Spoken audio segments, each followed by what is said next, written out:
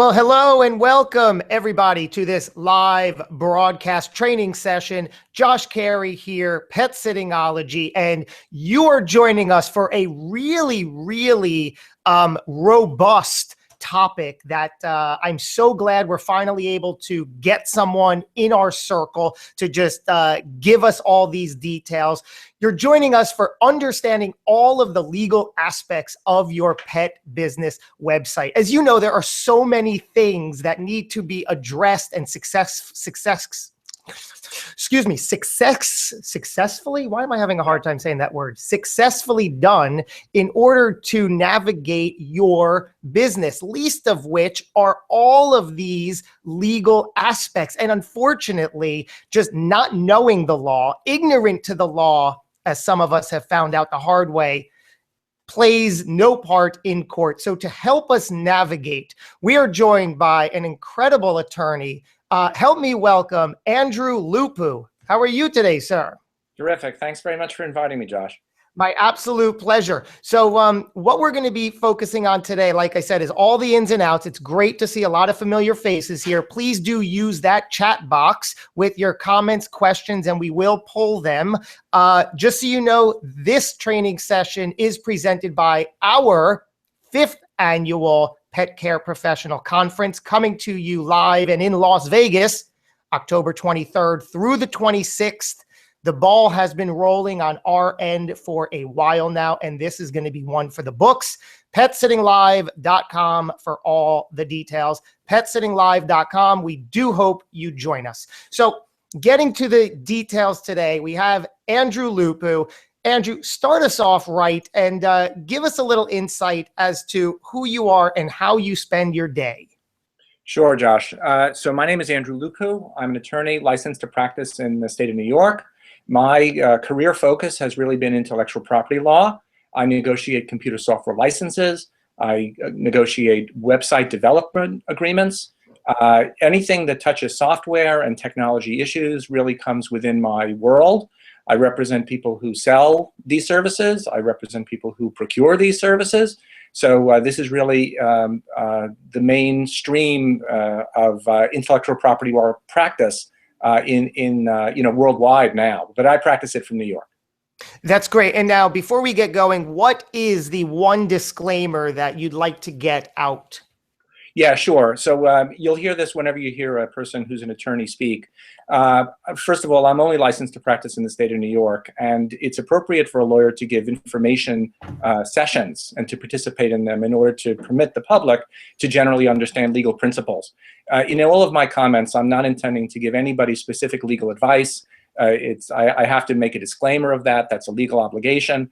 And to the degree that you have any questions on this, I encourage you to speak to a local lawyer who has a proficiency in this area and ask questions which are specific to your situation. It would be wrong to distort any comments that I give and to apply it to your situation, because obviously I haven't worked with any of you and I don't know your specifics. But with that disclaimer, let's continue. Spoken like a true lawyer, if I do say so, right? Yeah, that's we have to be very careful to ethically represent our opinions in the right context. So thanks, Josh. Well, great. Now, I know one of the things you do is you also teach a couple of times every year in Germany. What exactly are you doing out there? Okay, so my background just as an educator, right, comes from my love for this area. So some time ago, about 10 years ago, I was able to teach in a series of law schools really located here in New York. But because these principles are really international, any legal regime, even outside the United States, has these principles. I see that there are people that have dialed in and are participating from the UK, from Canada, right? I mean, it's really important to understand that the technology world, it has to be understood in a holistic way. So when I go to Germany, I'm speaking to technology students and law students in Germany, which is very exciting because they have their view of how you would address technology issues, privacy issues, all the things that we're trying to deal with here in our US legal regime. That's wonderful. So let's get right to it, because I know from speaking to you, there is a ton of information and nuances with all of this. So just so everybody knows, we're going to talk about certain terms about the content you write and the pictures you post and the pictures you take and the articles you reference and the logo you use and the videos you share and post, all of that stuff. Again, do feel free to get your comments and questions on that sidebar. I have a few that have already been submitted. We'll get to that in due time. So let's start right off with, when we're talking about our website, I know that from a general broad aspect, you have the terms copyright, trademark, and patent. What are those, and what are the differences, and how do we apply each of those? Sure. So at a very high level, all of those terms comprise the legal regime that exists for protection of intellectual property. So copyright deals with the expression of a particular kind of content, which we can all understand would be, for instance, a website, a magazine, a book. And in order to obtain certain protections, the law says that you must copyright it in some respect. There are informal ways to copyright something, and there are formal ways to copyright something. And the distinctions really have to do with legal protections. So that's the copyright world. With respect to symbols, okay, which people use in connection with their services, trademark law would apply. So I have an example I'm going to roll out just in a moment, but you'll see it as soon as I roll it out because it's so simple to follow. Trademark is a non-content-based protection. Okay, and that would go, for instance, to a logo, okay, or some kind of symbol, right? A smaller piece of that, and really something that is very specialized, is patent protection. Patent protection relates to a system or an apparatus of some sort of technology, which, if you successfully obtain a patent, you obtain an exclusive right to employ that patented technology for a certain period of time. I'm not really here to speak about patents. We haven't really seen a lot of patent stuff going on in mainstream, I want to say website work, but that's because the patents generally are dealing with mechanical or engineering concepts, none of which are really present in the work that I do, nor do I generally work in connection with it for intellectual property purposes. Right. So for my background, Josh, or for my presentation purposes, copyright and trademark are the things you want to be careful of protecting. And if I may roll out my very inspired example, I'd love to show this to you. Let's do it. I think I'm going to show now on the screen something that everybody has seen, which is a Starbucks cup. Okay. What I want to demonstrate first is the trademark concept, right? The trademark concept is pretty easily shown here because here Starbucks has placed on its cup a pictorial, right? It's a symbol, which we all know relates to Starbucks. And the way in which we know that Starbucks has sought to protect it is by putting a small TM on the bottom right of the picture.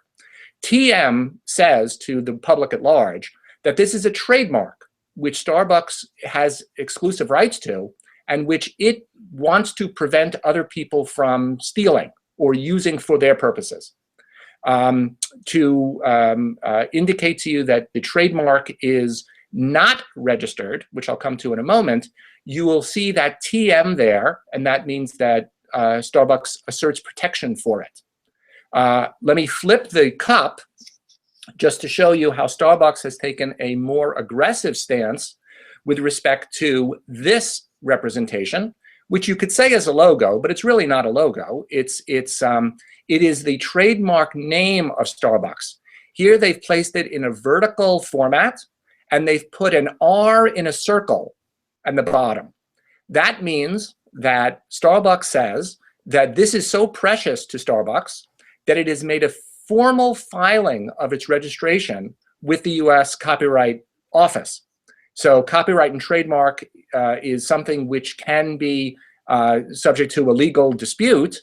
And because Starbucks has registered this trademark, if anyone uses it and it's unauthorized, Starbucks can sue them, can cause them to cease and desist from using it, and also because of the registration, get its legal fees for filing such a thing because of the registration which Starbucks has employed. Okay, so now let me just take a step back for a minute. I do hear a little bit of an echo. Hopefully that'll subside. But besides the fact that I'm jealous of your dark roast with soy and 2 raw sugars, which Right. is delicious, right? Delicious.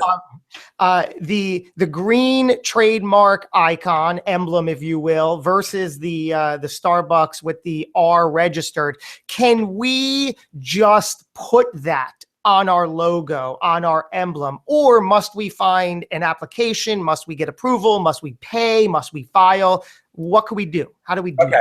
Well, you can't really use Starbucks. Okay. But this is really a lesson for you as to your own symbol.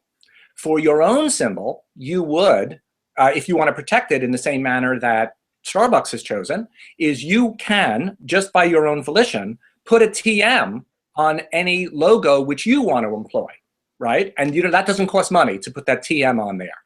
That tells the public at large that you are asserting protection in the logo that you have established. Earlier, before we started, I actually mentioned to Josh that if you look at his Pet Sittingology on his sign on the back, a lawyer would tell you, why isn't that trademarked? You should put a TM on that so that everybody knows that it shouldn't be used without your permission. So let me just clear that up for a minute, because I was surprised when I first heard this. No matter if it's this logo or a logo on any site or an emblem, I can simply put a TM there and it's protected. Well, the TM would be protected. That's exactly right. The issue is if you want a higher level of protection, you would actually register it, which is a filing with, and then you would have certain additional remedies because you've made that registration. I actually see a question, and I would respond to it. Go ahead. Someone has asked if the R is similar to a C for copyright. That is not exactly true. But if you wanted to copyright, and you'll see this in any book, in any magazine article, anything that is copyrighted, similar to the TM that I discussed, requires the phrase copyright, the year, and the name of the owner of the copyright. Okay, and that is how you copyright something informally. There's also a formal registration for copyright, but certainly copyright, the year, and the name of the copyright holder is generally sufficient. Great. And I do want to make, Cindy asked a great question. She said, I need to ask a confidential question. Fair enough. How can I do that? Aside from, thank you, Amy, by the way, for giving her email address, amy@petsittingology.com. If you look in the chat, somewhere near the chat, near the bottom, it says to everybody, or you can select to admin, and we'll get that privately if you feel comfortable, or you can always email us privately and we'll take it from there. Kara wants to know, how much is a trademark registration? Okay, copyright registration and trademark registration is all on the website, actually, for the Patent and Trademark Office. You can actually go there and look at the listing. That's a very common question. And the website for PTO, for the Patent and Trademark Office, is www.pto.gov, G-O-V. Right. And you go there and it says listing of fees. And it'll tell you that you file. It's not more than, I think, $200 or $300. And is that annual or forever? The one-time fee. Yeah. Patricia wants to know, so is copyright more used for written content and an R is registering a symbol? Yes, that's correct. That is clarity. Good. Now, what about a tagline? What kind of protection do we have for a tagline? Okay, so taglines generally do not have content, so they would not be subject to copyright registration, but logos are mostly tagged, right? They are tags, so they would be in the category of trademark. A distinction I would make, and actually you brought this up before, is a trademark applies to a particular product. Okay, so it has to be a physical thing that you sell. That's one of the qualifications for a trademark. There are people who are, however, in the service industry, right? They sell tax services, for instance, or auditing services. They would not be able to obtain a trademark. The complementary protection, which relates to services, is what's called a service mark. So just to use my example again, if you see the TM, Starbucks is communicating, right, that this is a product, therefore it gets a trademark. A service company would not put a TM on its products. It would put an SM, and that would be comparable to the trademark protection. So if I have my pet sitting website and I do everything I want to and need to with the logo and distinction there, but then under that it says treating your family like your favorite family member. Okay. Can I protect that line? So it seems to me, yes, it seems to me that would be services. I mean, Okay. you're not providing a product, you're providing Right. services, right? That would be a service mark registration. Good. Excellent. Now, Yeah. how do we go about, because all day, every day, one of the things we have to continually do is add content to our website, whether it's on your standard service pages, your FAQ page, your pricing list, your About Us page, but then also all the blog posts and articles and the value you provide in written and various forms. How do we protect that content on our website? Okay. Content on a website, as I said before, is mostly copyright in nature.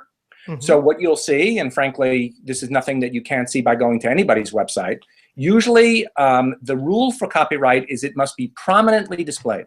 Okay, now what does that mean?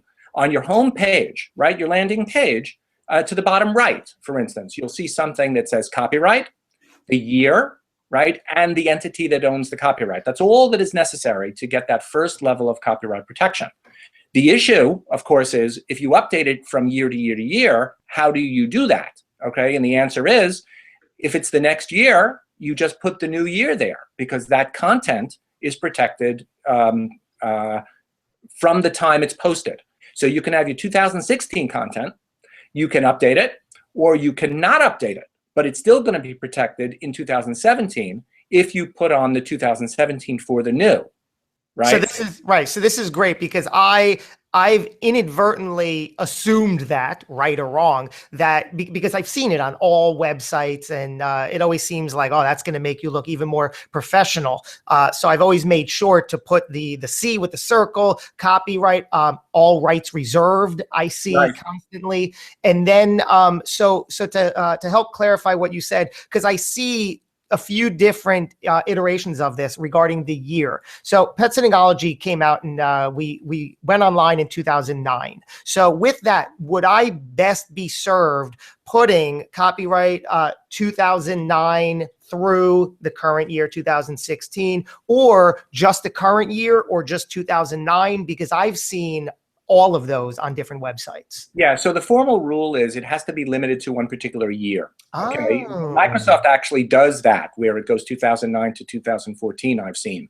My advice, if you're going to do it, is that you do it for your current year, and as you update it, you continue to update it. So every January 1, you put the new year on it, and you are protected for this level. Let me address a question that was raised by Anne. You're wonderful. Please do. The SM, like the TM, is free.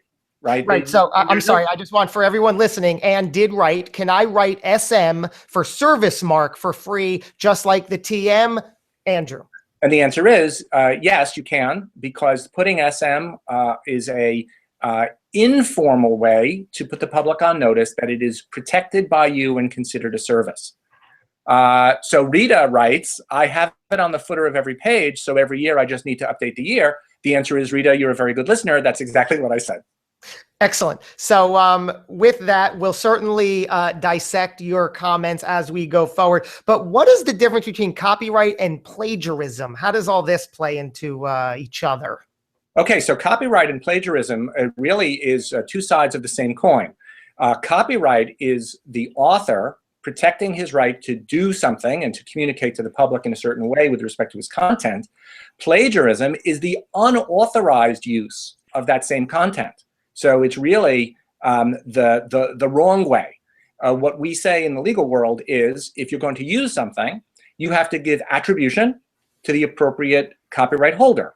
So what does attribution mean? It means that you source it as you would a footnote, okay? You can take content as long as it's yours or it's used permissibly by the person who owns it. So we see this sometimes with respect to photographic images, right? You give attribution. A small story that was really instrumental for me. I mean, I practice in this area, and I saw in the Wall Street Journal a brilliant small cartoon, right, which I thought would be great for my teaching. Of course, as an attorney, right, I'm not going to do anything that violates the law. So I wanted to use that cartoon, you know, in the worst way. If I was unfamiliar with these rules, right, what I would have done is I would have taken the GIF, right, I would have copied and pasted it, and I would have used it, and that would have been unauthorized, right? I know not to do that. So what I did was I found the email for the guy who was the cartoonist, and I asked for permission. And I said, this is the reason I want to use it. I think it's brilliant. Please provide me with consent. And I, of course, will give you attribution because it's your brilliance, it's not mine. And the guy wrote back the same day and said, thank you so much for asking. Of course you can use it. Now, of course, I wasn't using it to make money. If I wanted to use it commercially, he could say to me, I will give you consent, but because it's my content, I would like you to compensate me. Well, that's a negotiation. I can refuse that, or I can agree to it. But, you know, in an educational context, I didn't expect anything different. The answer is I want to use it for further educational purposes. But that's really the difference between copyright and plagiarism. Cartoons are copyrighted. Plagiarism is something that we can't respect because it's illegal. So now we're going to get into how you further use attribution, how you credit people if you want to reference their articles or pull some quotes from their articles, etc. So if I understood what you just said, Andrew, if I see a picture or something from somebody else and I know that I want to use it and I want the person's permission and consent, can I accept their email reply as the full consent that I need? Yeah, I think that consent given by email is effective. I mean, you can identify who gave it. You can authenticate it. I would assume it's the person who authenticates it. You may say, I'd like it in writing. Can you please sign something and mail it to me? But frankly, people, unless there's some sort of crazy thing going on that you can't understand, right? A consent given by email from a proper person should be valid. Wonderful. And before we get too far ahead, there are some good questions here. If you don't mind, I'll address. Patricia wrote something, and I'm not sure if this is if this is accurate or not. She wrote, I can't trademark my logo. I don't sell products. I own a service business only. So I'm going to assume here that, of course, we have some e-commerce pet business owners on board, but let's say the majority of us are just providing a service. We have no physical product. Can't you still trademark your logo? Well, a logo, right, can be trademarked if it falls into the trademark. I want to say service. We say trademark. That's the verb that we use. But trademark subsumes trademark and service mark. So as long as you're in a proper category of sale of services, when you have a service mark and you register it, that has an R in a circle as well, and that becomes a registered service mark. So you can register a service mark the same way you can register a trademark, except the phraseology service mark is not as well known. It's not as common, right? And some people think, for instance, that SM stands for signature mark, which really has no legal connotation to it. The important thing is to understand that there are legal remedies and tools you can employ, which you should be familiar with. And I see a lot of people are saying, how can we tape this and speak to it again? You need to go to a local lawyer who can assist you because each of you has your own questions and they're coming in by the dozens. The right thing for me to do is give you information, and then for you to protect yourselves through the use of a local lawyer. I really can't provide legal advice outside of my state, and I really want to be careful to observe that restriction. That's right. And I think Cindy wrote that, and I'll do my best to, certainly you'll have the replay. This is a topic that would benefit us all to have in written transcript, so it's not out of the realm of possibility. Another question somebody wrote is, Melissa wrote, if a business is selling a product with your copyrighted work from a book, isn't that against copyright laws? It seems like a resounding yes. Yes, absolutely. Yeah. So now she's in the position to determine how she wants to pursue. Certainly get in touch with a lawyer and you would want to object to it, right? So the point is you'd have to communicate in an efficient way. This is my copyrighted content. I see that you are using it.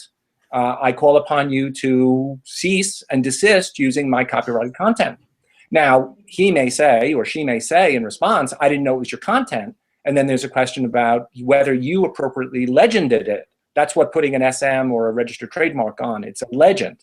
And the legend communicates that it is protected. Just to use the example again, and you'll pardon me for using Starbucks, but they're perfect in how they approach their things. If somebody, no one can say that they can just steal this mermaid, right? Because there's a TM on it, and it's clear that it's Starbucks. Even more to the point, no one can misunderstand that Starbucks is asserting protection in this formulation of its logo. I also should say to you, if you look at this content, which is on the Starbucks cup, you can see there's no TM and there's no registered trademark. So this formulation can be adapted by anyone. And Starbucks can essentially not complain because it hasn't asserted any kind of intellectual property in this content. Now, I'm sure you've heard this sort of question in some variation plenty of times before. Megan wants to know, what if we know of another company has our name in another state? Okay, that is a different issue, okay, because that has to do with your ability to do business in a particular state. I'm going to just take a moment here. Josh, you and I talked about this before. I am down to 11% on my laptop. So I have to, in order to continue, make sure that I have enough juice. So I have to go grab an extension cord. I apologize in advance. I didn't know this was going to happen, but I've got to adapt. So let me get an extension cord. Let me plug it in. I don't think it'll take more than a minute. All right. Well, I can certainly talk here. So I'm going to see. Whose phone was that? Did we hear a phone? I think. Call from North Shore phone. Call from. All right. I just muted Andrew for a minute as we get going. So while he's getting his battery juiced up there, let me know if Joette, if you're having a problem with the webinar, she says it keeps freezing up. Try refreshing the page, or it might have to do with your internet connection, but certainly this will be replayed. So let me see some. Cindy wrote the transcript. Yes, that'll be good. Patricia wrote, you mentioned a TM used for a product logo and a SM is for sale of service business logo. Okay, we'll get his insight on that. When it comes to using photos, Patricia wants to know, I have in my contract that allows, yes, Patricia, let me just get Andrew back. I'm going to unmute you.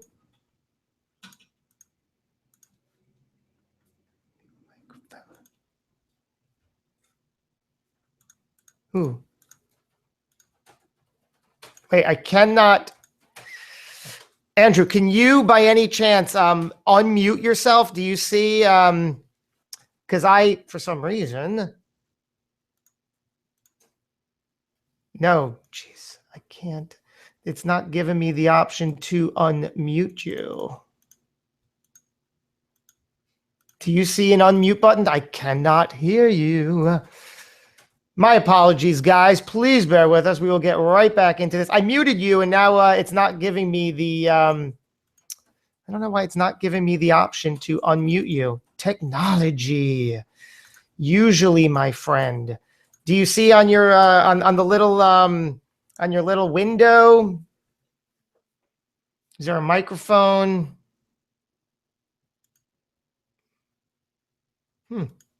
That's terrible. Look at this. It's not allowing me.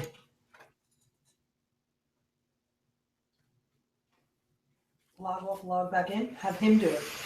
Why? I muted him for the phone because his phone was ringing there for a second. And then I am so sorry, guys. Please bear with us. We will get this.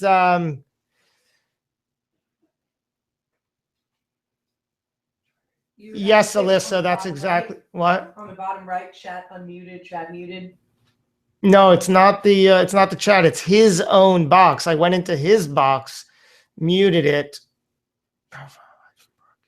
Yeah, even Alyssa says, have him rejoin, have him log out and log back in. I know. I'm sorry, Andrew. Can you the Request to the muted button is grayed out. It's not even allowing me to. Request to speak in the upper right corner. Yeah, but he's already speaking. If I'm gonna Have him can log out and log yeah back in. can I Andrew, I'm gonna have you log out and then just log back in. If you could do that, we'll get it going. If you can do that yourself, because I don't want to you know. It's such a shame. Such a shame.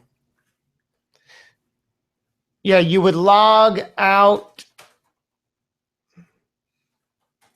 On the top, there's the telephone that says leave call. If you can just do that.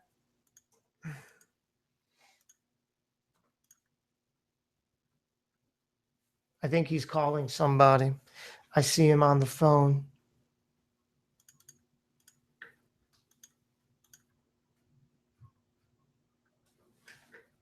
It's calling me.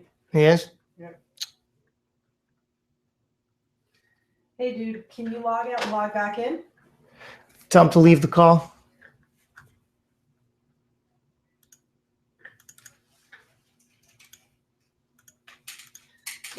Hold on a second. Guys, thank you. Please do bear with us. We're going to get right back into this. What? Look. He's logging back in, but he said, do you want to just What? on speaker? Him on speaker right now. Okay. Because look, muted is Yeah, we don't. wow.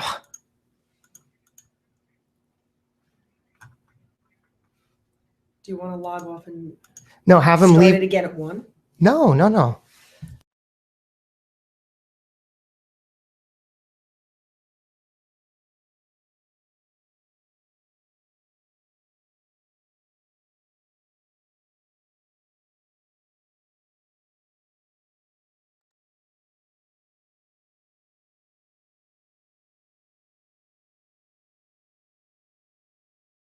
Yeah. No, he successfully left. Thanks, guys. I appreciate the support here. The mute button He was said he wants to just keep going. yeah, was grayed out. So Andrew will return. Well, he said, did you Can he use the same link? Yeah, It's the exact same link that he used before.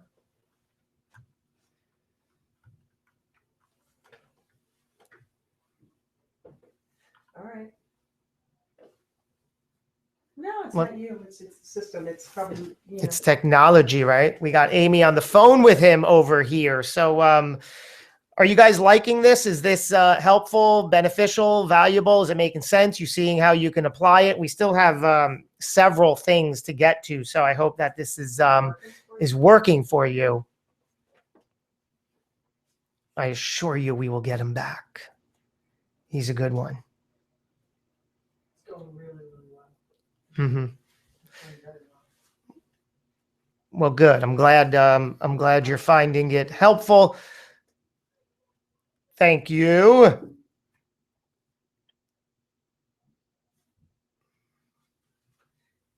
He's cool. Yeah. He's good at that stuff. Yeah, definitely don't worry about it. Yep. Seems like everybody's getting helpful, getting help. Good. Of course, this will, you'll all have the replay.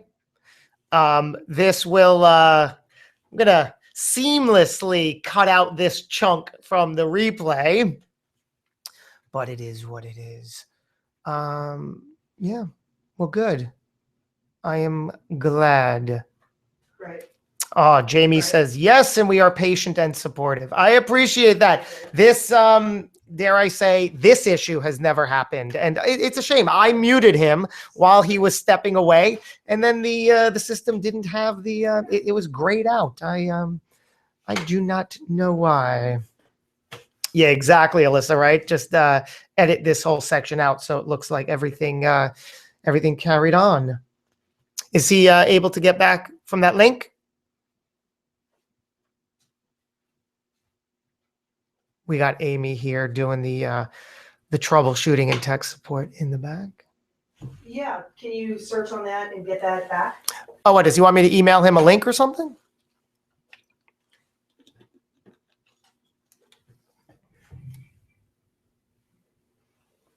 Oh my God, Lisa, that would be great. Lisa wrote, too bad we can't have a Starbucks break virtually. I know, with all this Starbucks look, right?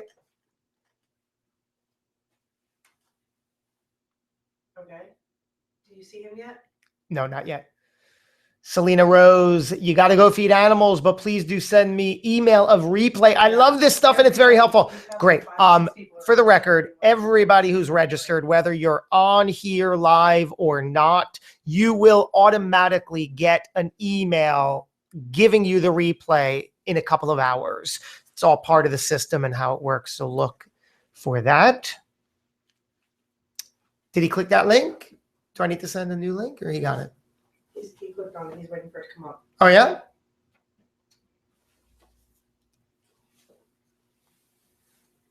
All right.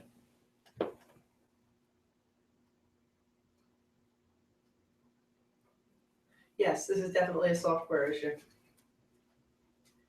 I'm sure you'll contact Google after this and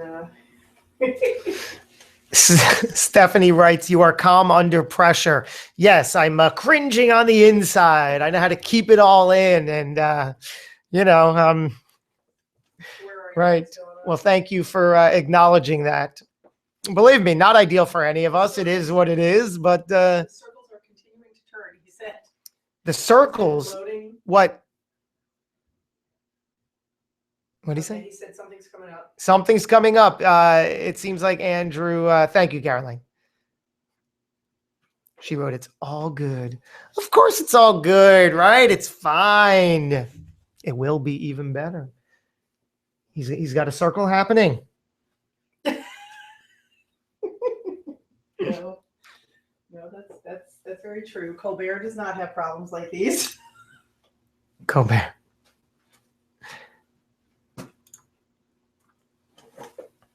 And believe me, if this was a topic on any sort of website stuff or content creation or SEO or Google, believe me, this is what I'd be bantering about. But I don't know. I can't contribute much on this. I'm learning right along with you guys. So I apologize that I can't fill this void a little more substantially, but it is. Yep. Yep. Well, I see. We're getting close. I see a box. Using the time to organize my office, Terry He's says. live on his end. Well, I see he is. We're not getting the video. Yeah, he's there now. Oh, I hear him. Wait. I see. Ladies and He's back gentlemen. on. Yeah, I'm hanging up now. Ladies and gentlemen, Hang on. Bye. it's Andrew Lupu. Yes, I'm very sorry for that. That was quite a detour, but I'm happy to extend by whatever time period that made me unavailable. So sorry, Josh. Hey, apologies not necessary. Let me just read this in a second. We were told a story about doing something fun presentation. Okay. Perfect. Yes, we are back. No worries whatsoever, Andrew. We've been having I love this. Okay, great. We've been having a whole dialogue here. And like I said, in the replay, I'm just going to cut out this chunk because why, right? And we'll just go along as necessary. Andrew, are you ready to jump back into the dialogue we were having at the point in which we're... Yeah, so there was a question that we had just addressed, and that was that... Wait a second. I'm what do sorry. Oh, go ahead. I'm sorry. Wait. Do you... Okay, there you are. Do you remember what we were talking about? Yeah, so the person said that she is aware that there was copyrighted content that had, a she or a he, I think it was a she, but in any case, the answer was that you would have to formally communicate with the person who has... Can you still hear me? I'm getting an error loading, but maybe you can still hear me. I can. Can you hear me? Yes, I can hear you fine. So let's just start with a new question, because I Yep. think I did answer that other question. Okay. What were we talking about? We were talking about how to give credit, or did we satisfy that whole thing? Yeah, I think we did. I think we talked about establishing attribution. And then I said, because the question was, what if somebody takes my copyrighted content? I think Right. I wrote back, I think I indicated you'd have to formally object, right? Give notice to the person who's taken your content. And then your local advisor would tell you what's the best way to proceed. Of course, the best way to proceed, just because copyright and trademark it has some necessary prerequisites.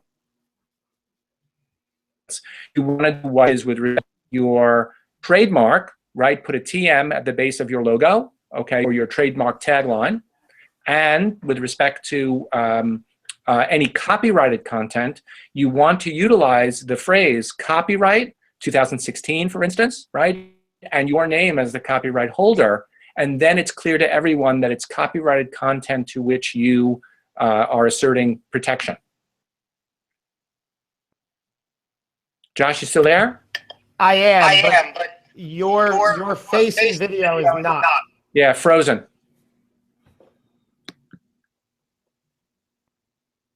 Yeah. All right. So my voice is not? Can you hear him, Amy? I can hear you fine. He's fine. You can hear him? Yes, he's clear. All right. Should I move to a new topic, though? Yes, let's jump right back into this. Let's talk about a very, very big topic, which is about pictures and photos. There is so much we can talk about and will talk about on this topic. We have some questions too. So let's talk about pictures. We are pet care professionals. The thing that we'd love to do is to take all these great pictures of our client pets and in their house, in our care, on our walks. What are the legal ramifications with using those pictures on our website? What do we need to know about that? Okay, so using those pictures, right, you have to first categorize whether it falls into the copyright area, right, the trademark area, or the patent area. Well, it's clearly not a patent, right? And it's probably not a trademark because you may or may not be using it to sell a service. Let's come to the copyright and the service mark in a moment. It's most likely copyright. And you can see this because Getty Images and Google Images protects those images that it places by saying it's copyright, whatever the year is, and then it's owned by Google. So to the degree that you want to protect something, right, you have to assert your copyright rights by putting a legend on those pictures. Okay, and the way in which you do it is the same way we talked about before, which is the word copyright, or C in a circle, and the year, and the name of the copyright owner. You'd embed that, right? I mean, some places use a real watermark. Frankly, if you, I'm familiar with it in the context of running races, right? Photographers take pictures of people in running races, but they want to protect their pictures that they take to induce you to buy them. So they'll post them, for those of you who are familiar with this, what they'll do is they'll put a watermark on it, which sort of obliterates your face, but it says property of photographer, the year, and then gives you an opportunity to buy an unwatermarked version of it. That's kind of the way in which the technology industry protects images today.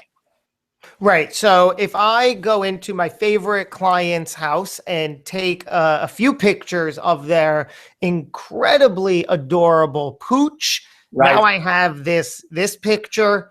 I want to plaster it front and center on my website. No, nothing on the actual image. Can I? Do I need their permission? Do I own that image? What's the deal there? Okay, so the black letter, law on this is actually pretty straightforward. The pet has no inherent right to protect its image. Okay, that would fall under something called the right of publicity, which is also a very complicated thing, but it doesn't attach to anything other than human beings. So the cat or the dog has no right to protect itself from you taking a picture of it. We would say in the environment that we're in, that the cat or the dog, the pet, is the property of the owner, and it may be that the owner wants to assert a right. Black letter, there is no right that the owner can assert in the way the pet looks. That's just simple. I mean, I've never seen a case on this, but it's pretty basic. The concept, however, for your point of view, is when you take a picture, if you want to use it, you should obtain a release. You should obtain the right to utilize that picture. I mean, nobody wants to be sued, ever, and nobody wants to be sued and then after they pay a bunch of money, find out that they were right anyway. The way you circumvent this problem is when you take a picture of the pet, you ask the pet owner, may I use this picture? The pet owner may say yes, in which case you have to document that, as you would with this email that we talked about before, you know, when I wanted to use the cartoon. The concept, of course, is get permission to utilize it. And if the permission is, you know, unqualified, then you can use it however you want to. The pet owner may say, you're not allowed to use it, okay, unless you compensate me.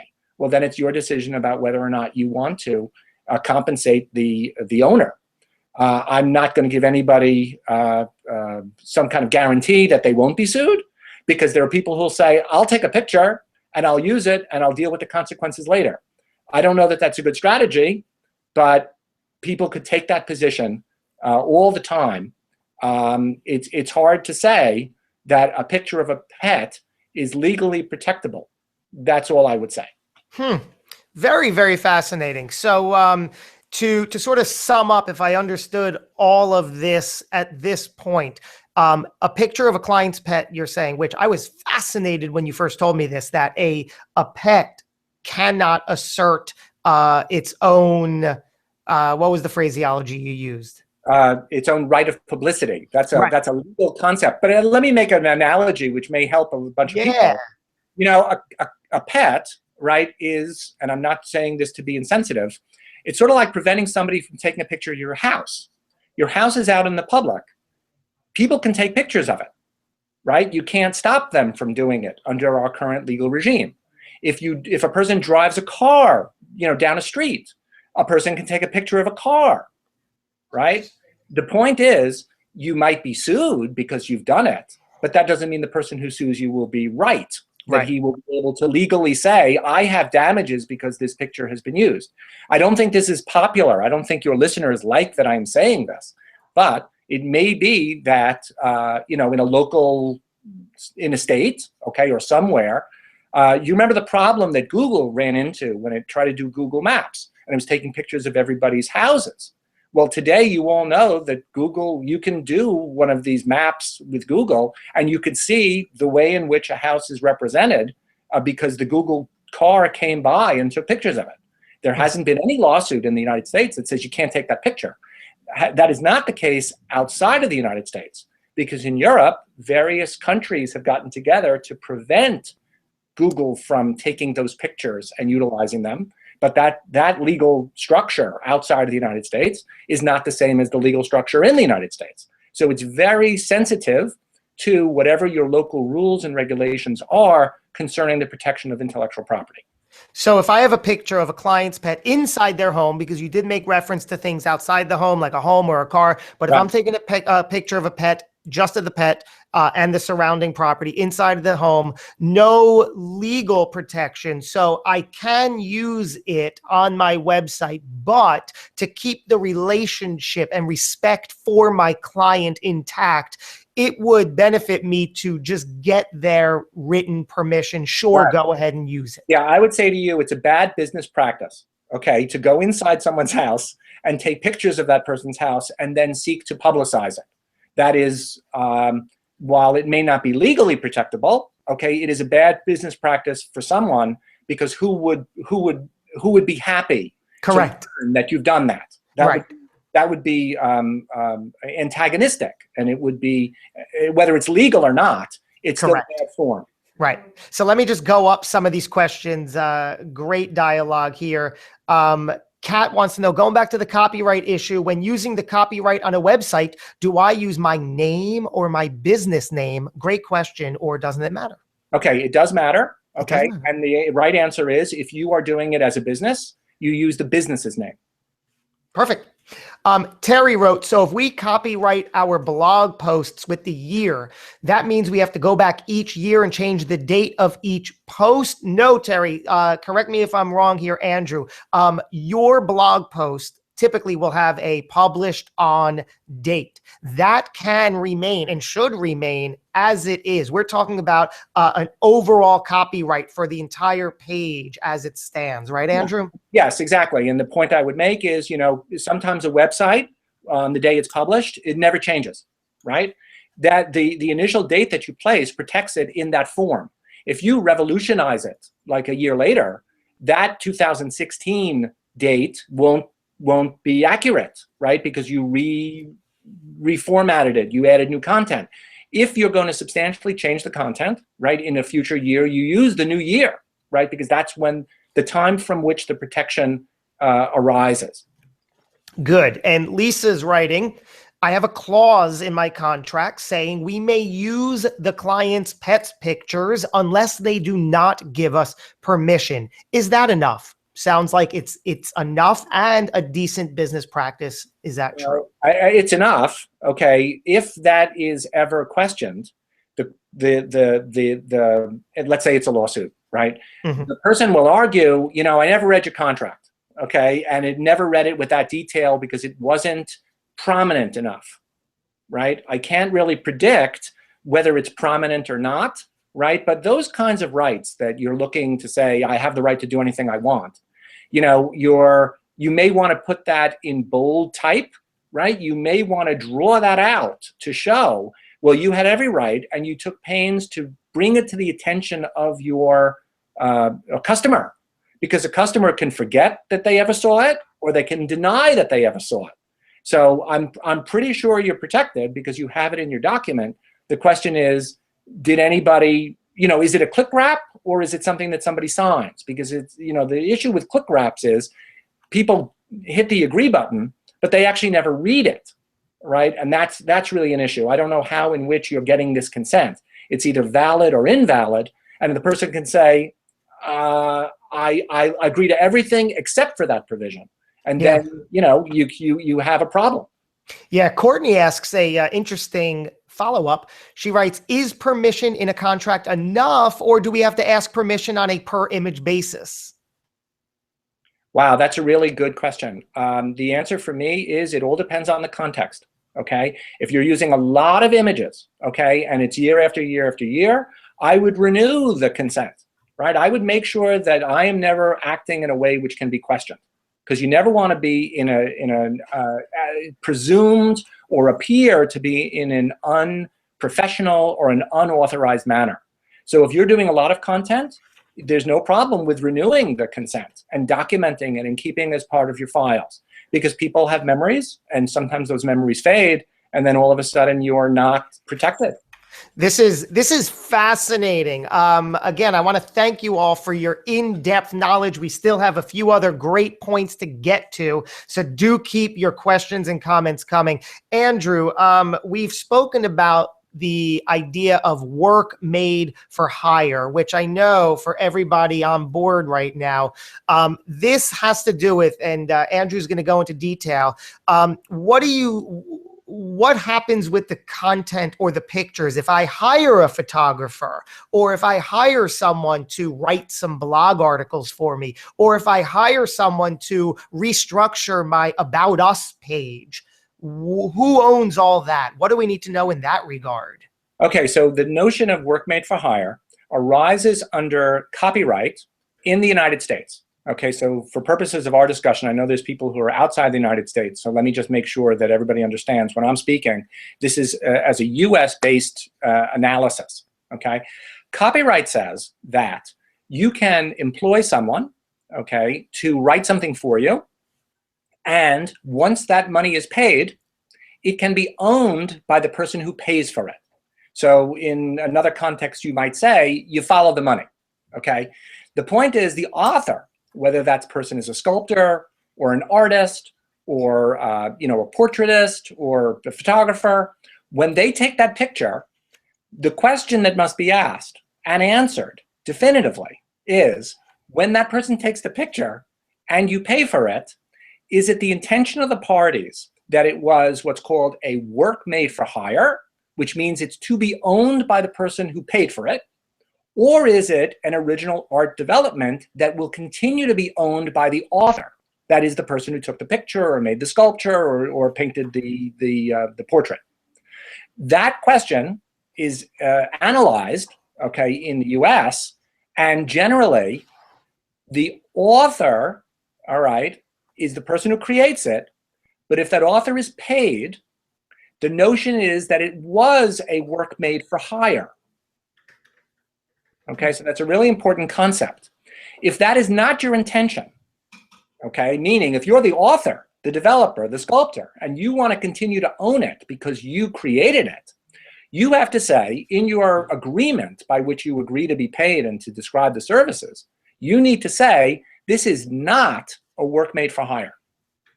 Okay? The impetus or the obligation to announce it as not a work made for hire falls on the author, falls on the creator, because otherwise it's pretty clear the person paid you to do X. You did X, well, what did he pay for? He owns the results, or what we would call the work product, after you've paid the money, right? So you as the author, if you want to continue to use it and use it in a portfolio, for instance, for an art gallery, you have to say, you own the physical representation of this piece of sculpture, but I can recreate it and I can put it in a gallery or I can put it somewhere else.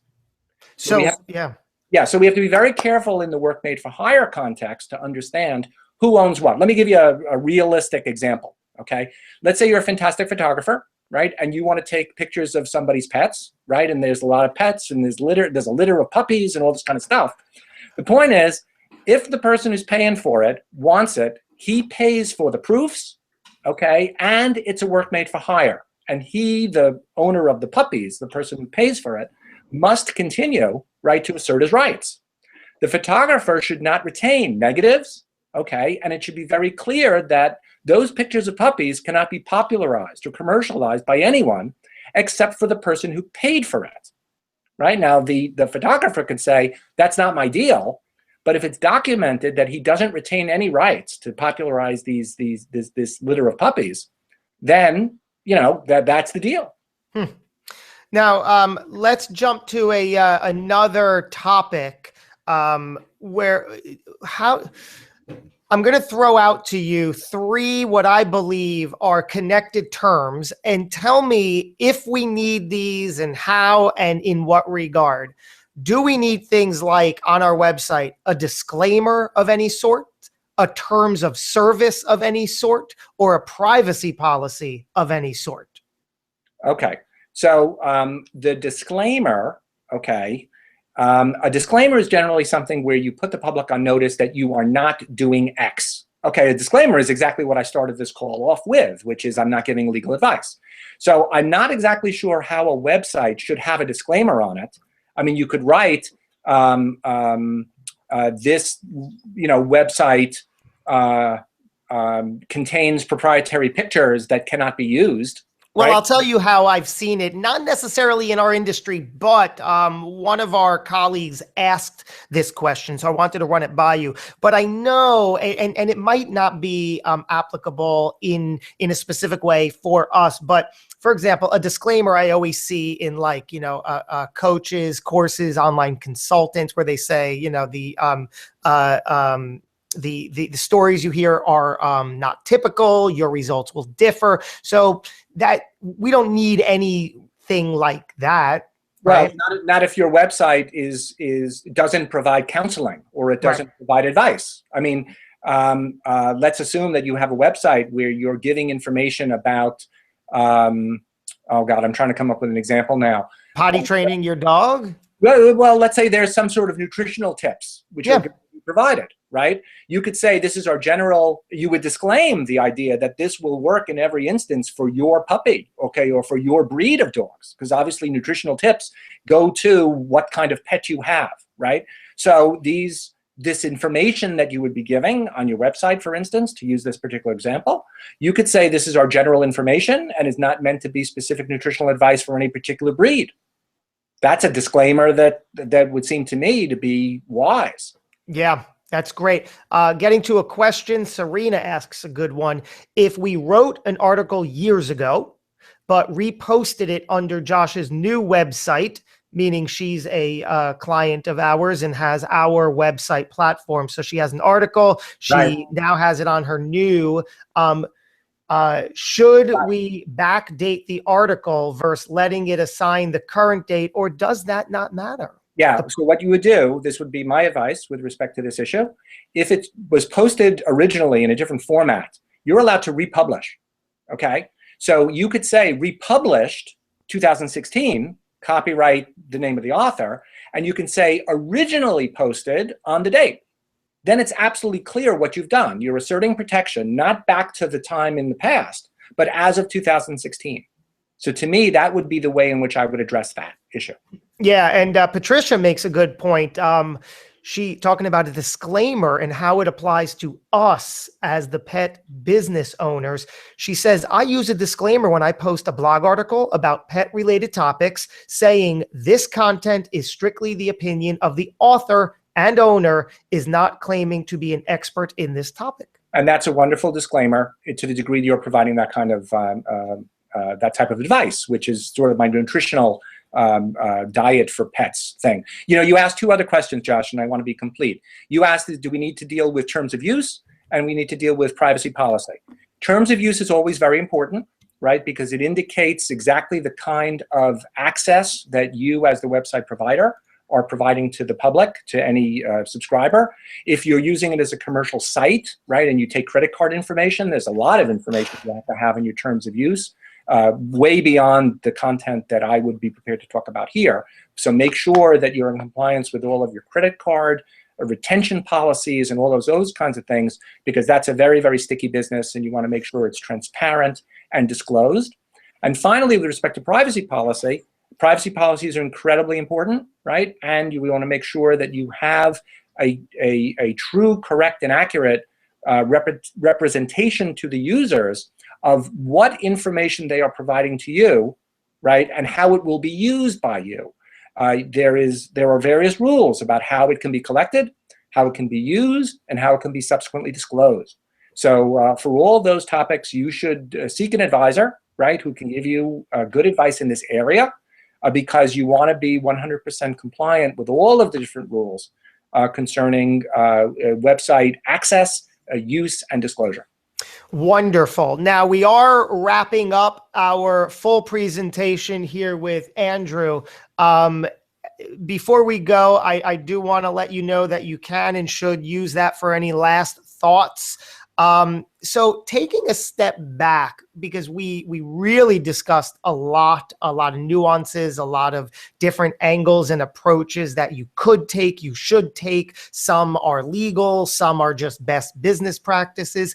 At the end of the day, Andrew, help us put all of this into perspective, because as business owners, whether we are Fortune 500 business owners or anything shy of that, when we hear these kinds of things, do we need to go and tighten up every single aspect that we did? Or is it just make sure you're doing the best you can and act ethically and take things as they come? Does my question or comment make sense? Yeah, your question is excellent. And this is not limited to the website area or the intellectual property area. This is sort of like you're just opening up a business, and how do you provide the best service, right, within the contours that society, quote unquote, expects. And the question is, there's legal obligations, which you must comply with, right? Which, if you're hearing these terms that I've used and you've used today on the phone for the first time, rather on the session for the first time, you probably could do a little bit of reading, okay, about how to best protect the intellectual property that you have, your content, whether you're going to use copyright or patent or trademark or service mark.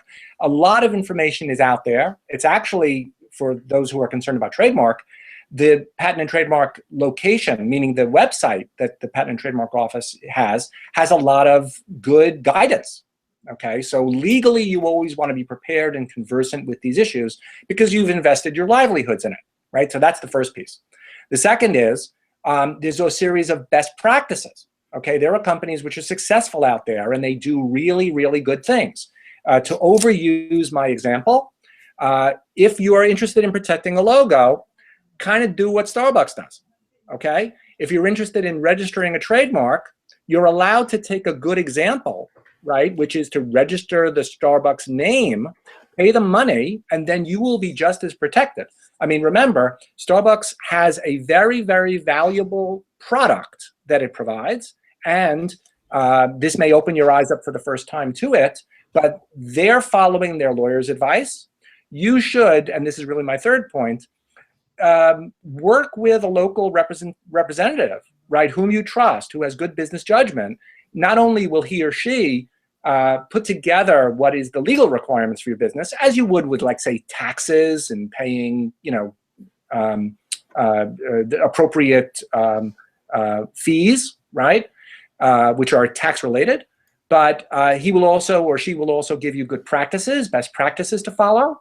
And then I would even say to you, attending these kinds of seminars are eye-opening, and you probably have local associations, which are small business, commerce, better business offer locations, which has seminars like this, which will be informative for you. And what's true in 2016 may differ in 2017, and there's always a new best practice to follow. So please take advantage of the legal representation that's out there, the best practices knowledge, and any commercial information that you may have locally. Amazing. And I do want to address just a couple of more questions that popped up. And for the record, everybody watching, if you like these kinds of dialogues, please do consider joining us in Vegas. It's going to be our 5th annual, October 23rd through the 26th. PetSittingLive.com for details.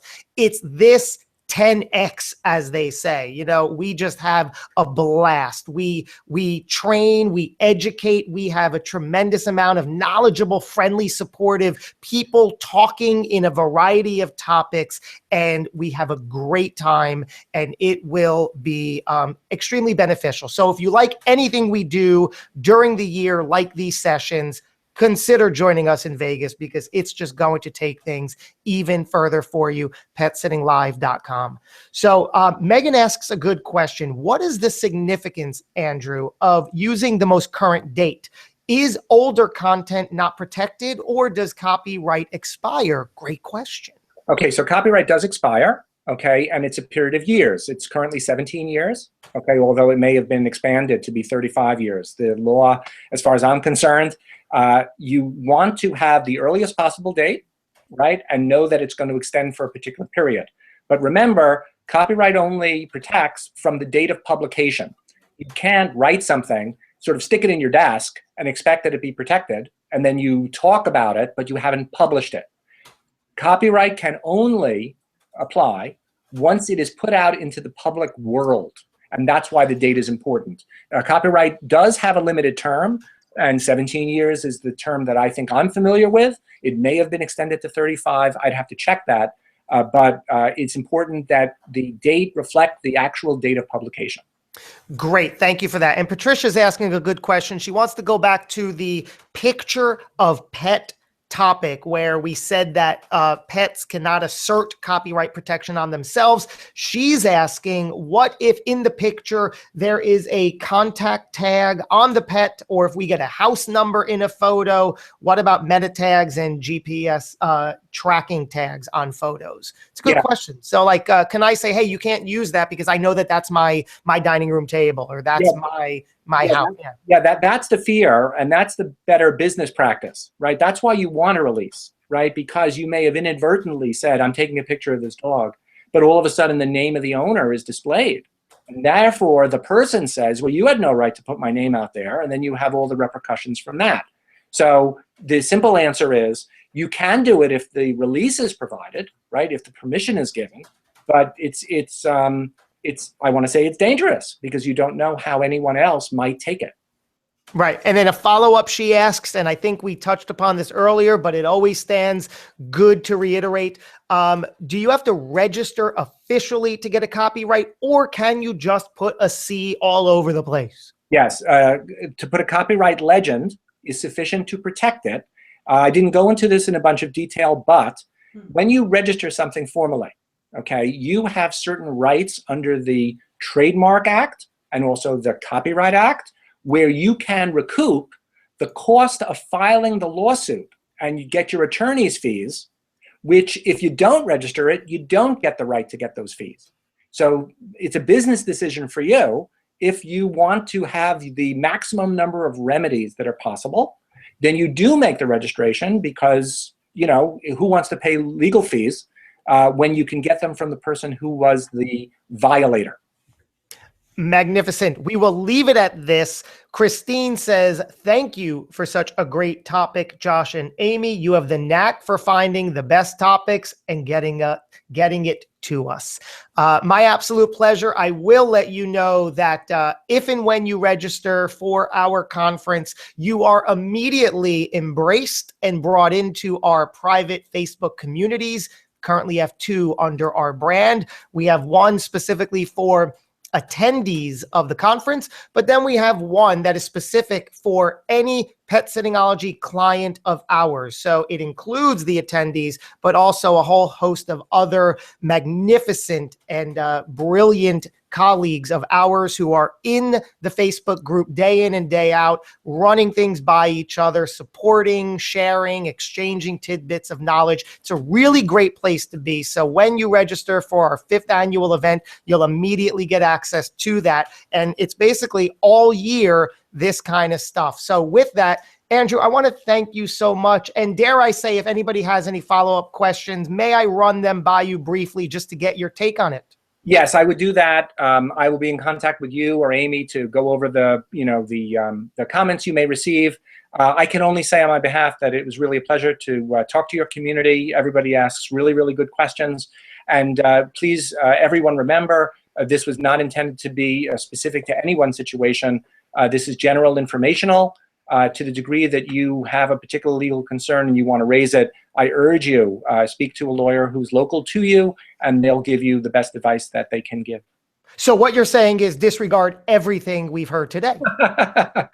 Exactly. No, to say it's true, it's very important to observe not only your professional responsibilities, but the ethical rules. And it's so important to understand that a basic background in law is important, but specific issues can only be addressed by someone who has an opportunity to ask all the questions and get all the proper answers.